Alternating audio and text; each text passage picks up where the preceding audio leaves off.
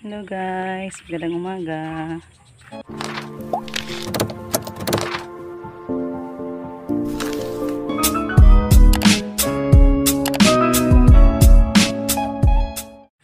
Yan, maraming salamat sa Diyos na umaraw na ngayon guys para pagbilad na tayo ng palay. Yan, tapos na tayo nakapag guys ng mga trapal. Andun pa. Yung iba dito. Yan. Yung iba andun din sa yung iba. So, siri ko muna yung magkarga guys sa mga ibibilad nating palay.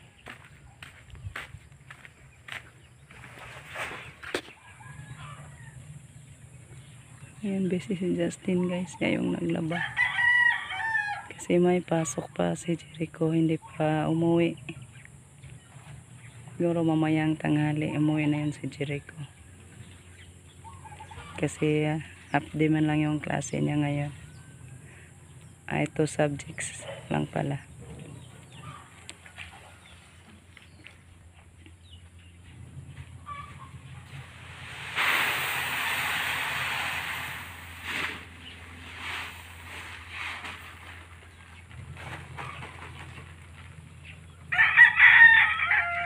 Magkuha na lang ko, magkaraw. Maglatad na lang ako nito guys. Tulungan ko si Jericho para madali kay init na.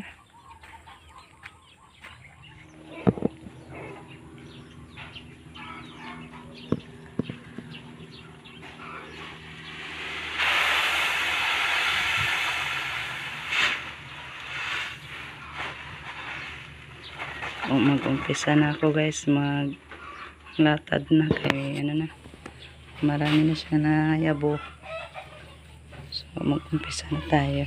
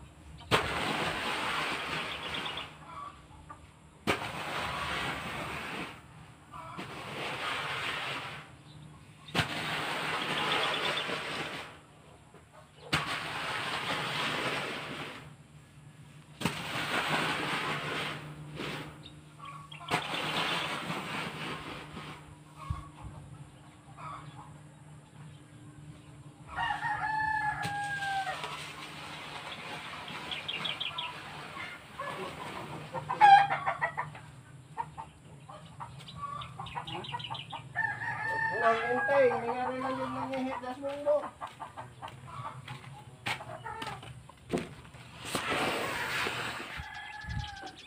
Ayun guys, tapos na tayo nakapaglatad ng palay.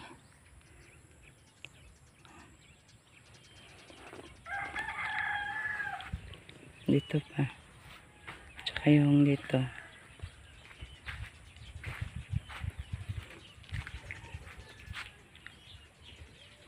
Nakapagsampay na din si Justin.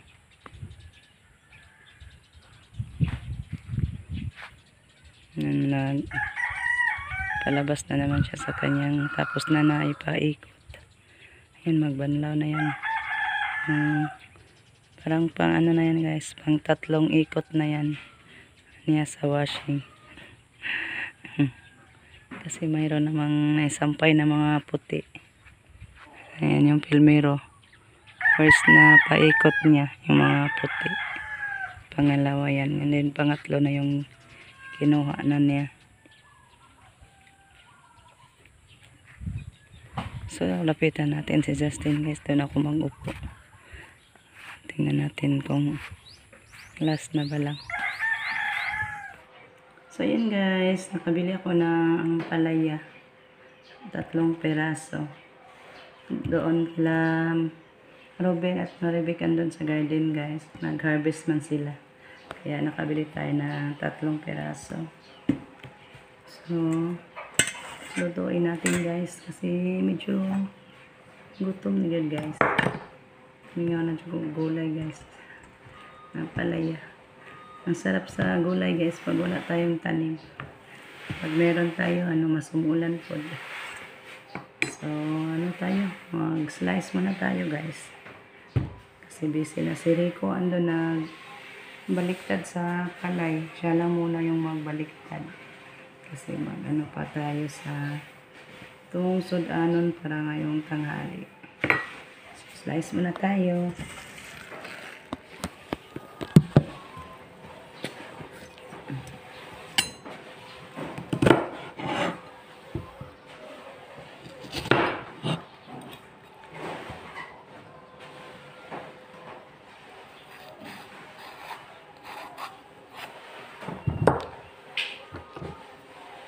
Hinog na siya guys ha.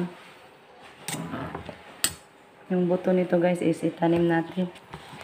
Dagdagan natin yung ating punla na palaya. Kasi parang 5 na lang yung punla na tumubo ko doon.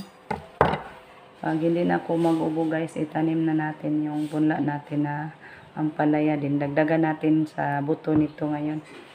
Mabuti at hinog. Maka paglahi tayo nito guys. Kasimilya.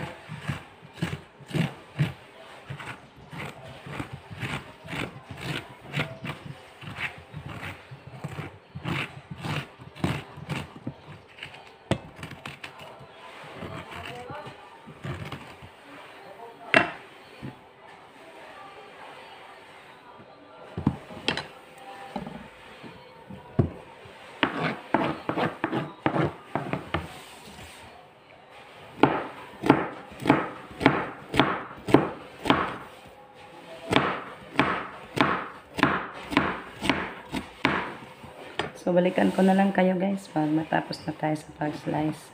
See you na lang sa pagluto natin mamaya. So, ayan guys, tapos na tayo nakapag-slice. So, handa natin iluto to guys. 1 kalahati lang yung gi-slice natin guys.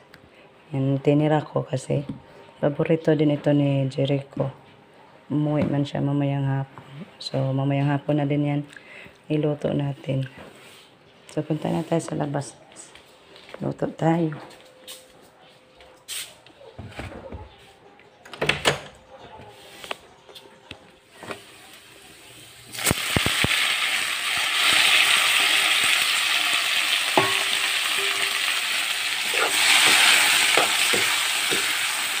Ayan guys, niluto na tayo.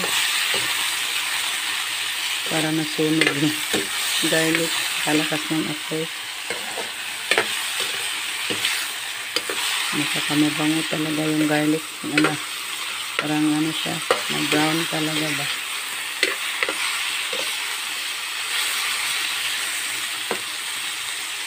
So yun guys, tahugan na lang natin ng 1 piraso lang na muna na itlog. Itlog Bisaya yung tahog natin.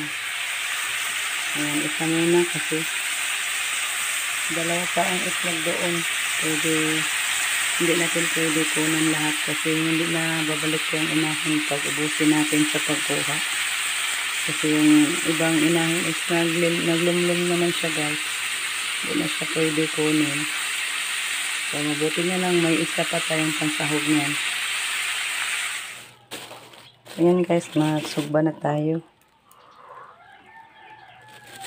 Ubusin na lang natin lahat to guys kasi naman lang. Kanin.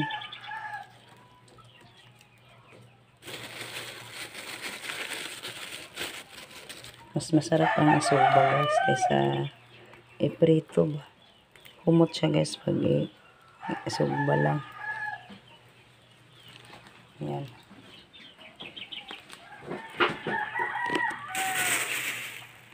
So yun guys, kain na tayo. Sinugba natin. Tsaka palaya.